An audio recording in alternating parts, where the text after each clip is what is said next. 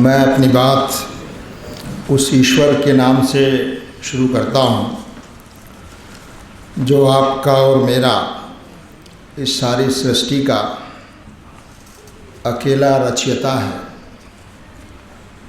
उसी ईश्वर की बड़ाई और प्रशंसा से मैं अपनी बात प्रारंभ करता हूँ जो सर्वव्यापी है, सर्वज्ञानी है, सर्वशक्तिमान है। वो हमसे बहुत निकट है, हमारी बातें सुनता है, जवाब देता है। यहाँ तक कि वो हमारे मन और मस्तिष्क में जो कुछ चल रहा है उससे भी भली भांति परिचित है। वो हमारे दिल की नियतों को, इरादों को और इंटेंशंस को भी जानता है। मेरा विश्वास है कि हम सबको एक दिन उसी सृष्टा के सामने हाजिर होना है और अपने पूरे जीवन का एक एक पल का और जो कुछ उसने हमको दिया है उसका हमको हिसाब देना है। ईश्वर की विशेष कृपा हो, शांति हो उन तमाम ईश दूतों पर, ईश्वर के संदेष्टाओं पर जो इस धरती पर ईश्वर का संदेश लेकर आते रहे और मानव जाति को ईश्वर का संदेश पहुंचाते रहे। आज का ये सर्वधर्म सद्भावना सम्मेलन जो धार्मिक जन मोर्चा और सद्भावना मंच के ज़रिए आयोजित किया जा रहा है, उसमें मौजूद स्टेज पर सभी धर्मगुरु, धर्माचार्य, सामाजिक कार्यकर्ता और यहाँ इस हाल में मौजूद बहुत ही आदरणीय और बहुत जिम्मेदार प्रबुद्ध नागरिक, अलग अलग धर्मों के धर्मावलंबी, मेरे प्रिय और आदरणीय भाइयों, मेरी बहनों, नौजवान दोस्तों और बच्चों, आप सभी को मेरा सलाम व आदाब और ईश्वर की विशेष कृपा हो आप सब पर और हम सब पर। सबसे पहले तो मैं आयोजकों को धन्यवाद देना चाहता हूँ कि उन्होंने एक बहुत ही सुंदर आयोजन आपके शहर में किया और जगह जगह से धर्म गुरुओं को यहाँ एक मंच पर आमंत्रित किया और यहाँ मौजूद लोगों को भी मैं धन्यवाद करता हूँ कि आपने भी इस विषय की गंभीरता को समझा और आप यहाँ इस सम्मेलन का हिस्सा बने। और मैं अपने आप को भाग्यशाली समझता हूँ कि मैं भी आपके साथ इस सम्मेलन का हिस्सा बना हूँ। मैं बहुत लंबी बात नहीं करूँगा।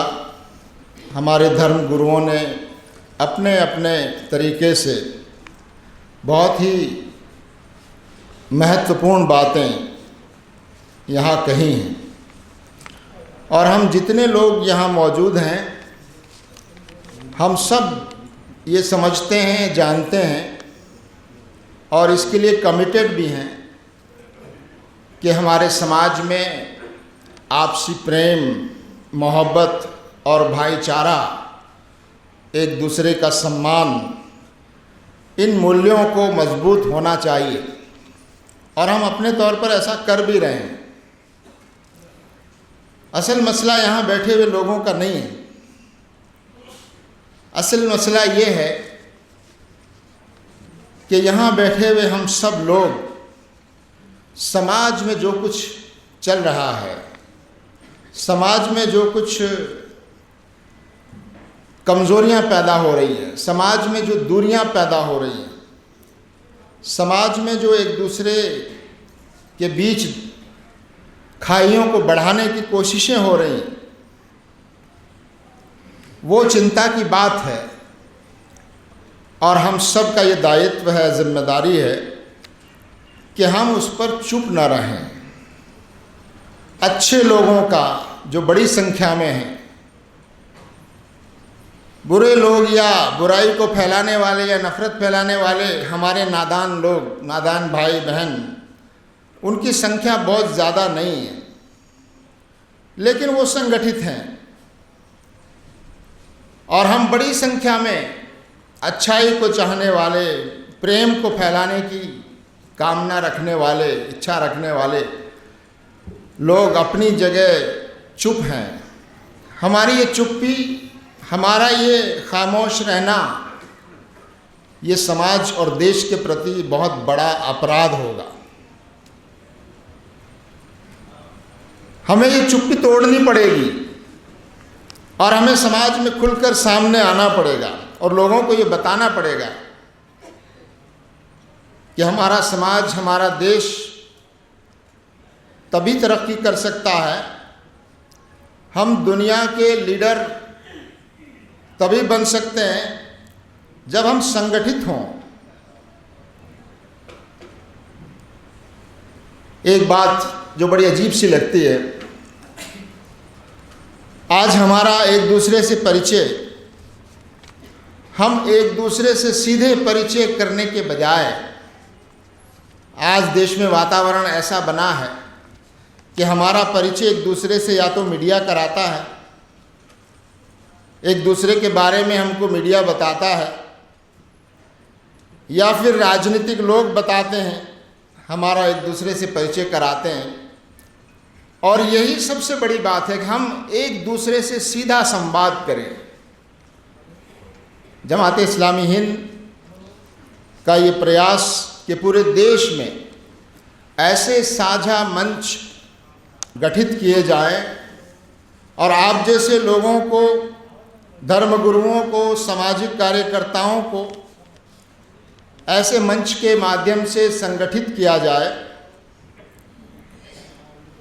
ताकि हम सब मिलजुल कर एक दूसरे से बातचीत करें, संवाद करें, एक दूसरे को जानने का प्रयास करें। जब हम एक दूसरे के साथ बैठेंगे, बात करेंगे, एक दूसरे के धर्म के बारे में, एक दूसरे की आस्थाओं के बारे में जानेंगे, तो हमारी बहुत सी गलतफहमियां दूर होंगी, हमारे बहुत से संदेह वो दूर होंगे और ये हमारे जैसे देश के लिए बहुत आवश्यक है। हमारा देश एक विविधताओं और डाइवर्सिटीज़ का देश है। यहाँ दुनिया के तमाम धर्म और आस्थाओं के मानने वाले लोग यहाँ हज़ारों, सैकड़ों वर्षों से मौजूद हैं, लेकिन हमारा संवाद, हमारा आपस में बातचीत का ये जो सिलसिला है, ये बहुत कमज़ोर है। इसलिए हम चाहते हैं कि आपस में संवाद हो, ऐसे मंचों के माध्यम से हम समाज के उन गंभीर विषयों पर बातचीत करें, चर्चा करें, और सिर्फ बातचीत और चर्चा ही ना हो बल्कि समाज की हालत को, समाज की स्थिति को सुधारने का हम प्रयास करें। ये हम सब का दायित्व है। यहाँ कहा गया कि हम एक ऐसे दौर से गुजर रहे हैं, हमारा देश ख़ास तौर से, कि इस वक्त नफ़रत जो है, नफ़रत फैलाना एक नीति बन गया है और लोग इसको राजनीति में तरक्की पाने का एक माध्यम समझने लगे हैं कि जो जितने नफ़रत की बात करेगा वो राजनीति में उतना तेज़ी से ऊपर जाएगा, जो पार्टी जितनी नफ़रत की बात करेगी वो उतनी ज़्यादा समय सत्ता में रहेगी। ये जो गलत धारणा बैठ गई है, इसके पीछे असल जिम्मेदार हम लोग हैं। अगर हम सचेत रहते, हम जागे रहते, तो आज ये गलत धारणा नहीं बनती और इसका इलाज भी हम ही कर सकते हैं। हमारी जागृति, और हम बताएं लोगों को कि धर्म के नाम पर ये जो कुछ गलत किया जा रहा है ये नहीं होना चाहिए। सबने कहा यहाँ धर्म वो है जो इंसानों को आपस में जोड़ता है। धर्म एक दूसरे से, इंसानों से नफ़रत करना नहीं सिखाता। आज बहुत से लोग कहते हैं कि ये लड़ाई झगड़े, आपस की दूरियां धर्म की वजह से हैं। ये बात बिल्कुल ठीक नहीं है।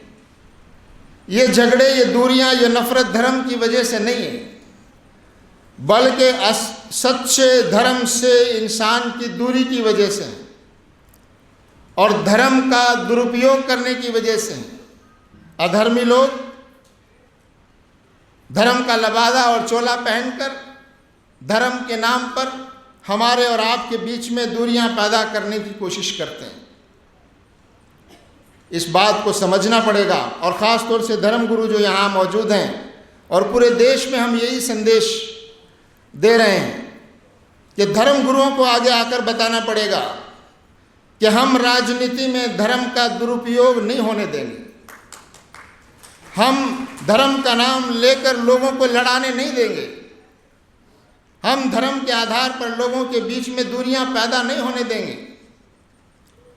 आज़ादी से पहले हमारा मुल्क गुलाम था।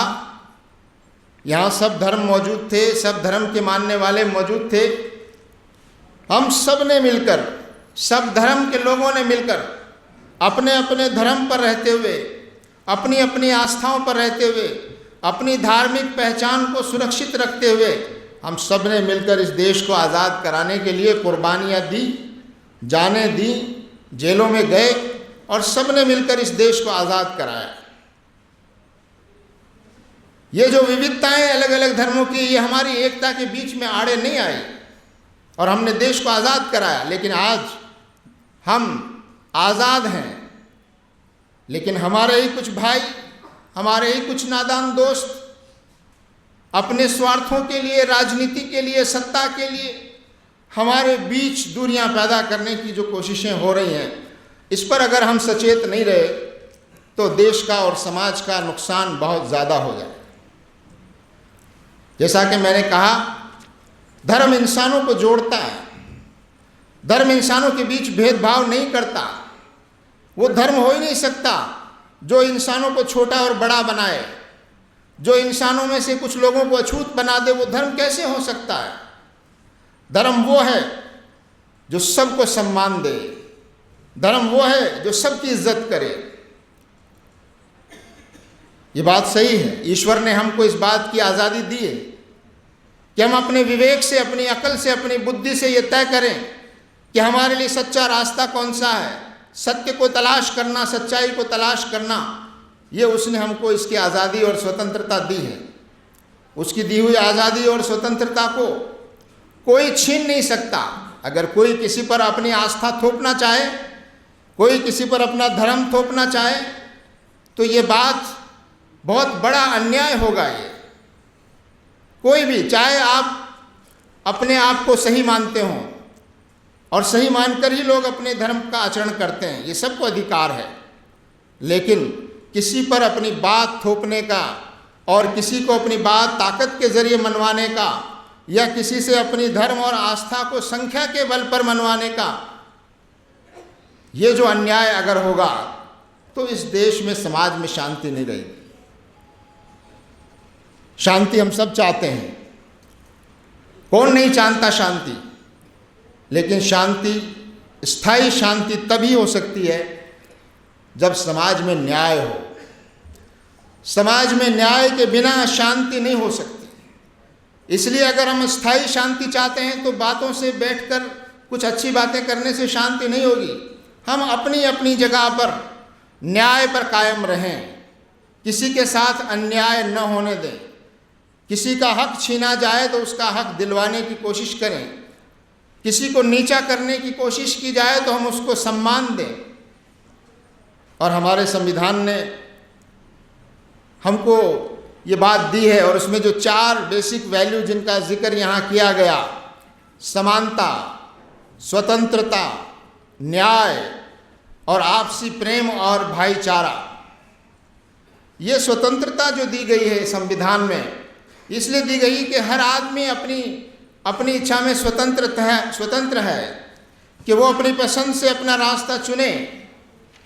हमारे बीच कई विषयों पर सहमति नहीं हो सकती, ये भी हो सकता है। कई विषयों पर हमारी राय अलग अलग हैं। इसके बावजूद हम एक दूसरे का सम्मान करना सीखें।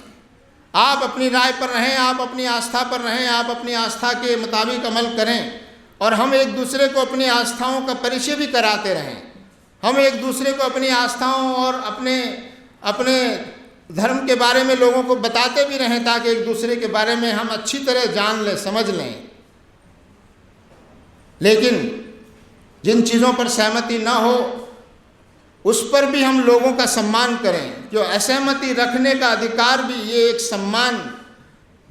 सम्मान है जो हमको लोगों को सीखना चाहिए कि चाहे हमारी राय न मिलती हो इसके बावजूद, चाहे हमारा धर्म न मिलता हो इसके बावजूद हम एक दूसरे का सम्मान करना सीखें। मैं इस मौके पर बहुत ज़्यादा बातें आपसे न करते हुए सिर्फ यही बात कहना चाहता हूँ कि ये जो संवादहीनता की स्थिति पैदा हो गई, इस संवादहीनता की स्थिति को हमें ठीक करने की ज़रूरत है। और समाज में डायलॉग और कम्युनिकेशन और मिलना जुलना, एक दूसरे के साथ एक दूसरे के दुख दर्द में शरीक होना और समाज में बुराइयों के खिलाफ खड़े होना, ये सद्भावना मंच और धार्मिक जन मोर्चा जैसे मंच, इनके माध्यम से हम यही चाहते हैं कि जिन बातों पर हम सब की सहमति हो कि ये अच्छी बातें हैं, ये अच्छी वैल्यूज़ हैं, उसमें कोई दो राय नहीं है, उसमें कोई धर्म और आस्था आड़े नहीं आती है, तो हम उन अच्छी वैल्यूज़ को समाज में बढ़ाने के लिए, मजबूत करने के लिए प्रयास करें। और जिन बुराइयों के बारे में हम सब सहमत हैं कि ये बुराइयां समाज के लिए बुरी हैं, समाज को नुकसान पहुंचा रही हैं, ऐसी बुराइयों के खिलाफ भी हम सब लोग एक साथ मिलकर समाज में जाएं, समाज को ये संदेश दें। आज हम सब लोग यहाँ एक साथ बैठे हैं, ऐसा महसूस हो रहा है कि पूरा भारत यहाँ मौजूद है। यही है वो भारत का असली नक्शा, और इसी भारत के नक्शे को हम कहना चाहते हैं कि सब बराबर हैं, कोई छोटा और बड़ा नहीं है, सबकी बात सुनी जाएगी, सबको अपनी बात कहने का अधिकार है, सबको अपने आस्था और अपने धर्म के मुताबिक आचरण करने का, और आचरण ही नहीं अपनी बात दूसरों तक पहुंचाने का, अपने आस्था और संदेश का परिचय दूसरों से कराने का, ये अधिकार भी हम सबका है। इस स्थिति में आज हमारा देश जिन परिस्थितियों में गुजर रहा है, मैं समझता हूँ कि ये एक बहुत ही महत्वपूर्ण दायित्व है जो हम सबका है, और ये बात हमारे सामने रहनी चाहिए। किसी ने कहा भी है यहाँ, नफ़रत इंसान की फितरत नहीं है, नफ़रत पर इंसान ज़्यादा देर नहीं रह सकता, गुस्से की हालत इंसान की फितरत नहीं है, वो गुस्से की हालत में ज़्यादा देर नहीं रह सकता, अन्याय और जुल्म वो भी ज़्यादा देर धरती पर नहीं रह सकता। लेकिन हमारी परीक्षा और हमारा इम्तहान ये है कि हम इन स्थितियों को बदलने की कोशिश करें। नफ़रत का मुकाबला नफ़रत से नहीं हो सकता, घृणा का मुकाबला घृणा से नहीं हो सकता, अन्याय का मुकाबला अन्याय से नहीं हो सकता, घृणा का मुकाबला हमको प्रेम से करना होगा। जो हमसे घृणा करता है हमें उसको भी प्रेम का संदेश देना होगा। हमारे जो भाई बहन नादानी की वजह से नफ़रत के रास्ते पर चल पड़े हैं, उनको भी समझाना हमारी जिम्मेदारी, और उनको सही रास्ते पर लाने की कोशिश करना भी हमारा दायित्व है। किसी के साथ अन्याय हो रहा है, उसका जवाब अन्याय से नहीं दिया जा सकता, उसका जवाब यह है कि हम समाज में न्याय की स्थापना करने का पूरा माहौल बनाएं। मैं एक बार फिर आप सभी महानुभावों का, हमारी बहनों और बेटियों का, नौजवान दोस्तों का, और यहाँ बैठे हुए सभी धर्म गुरु और धर्माचार्यों का धन्यवाद करना चाहता हूँ कि आप इस शहर में, आपके महाराष्ट्र राज्य में और देश में इस सद्भावना के संदेश को जगह जगह पहुँचाएं हम, और सब मिलकर समाज में एक मजबूत और एक प्रेम का, सद्भाव का, आपसी विश्वास का वातावरण हम पैदा करें। मैं इन्हीं शब्दों के साथ उसी मालिक की बड़ाई और प्रशंसा से अपनी बात को समाप्त करता हूं, और आयोजकों का धन्यवाद करता हूं कि उन्होंने एक बहुत ही सुंदर कार्यक्रम आयोजित किया। शुक्रिया, धन्यवाद।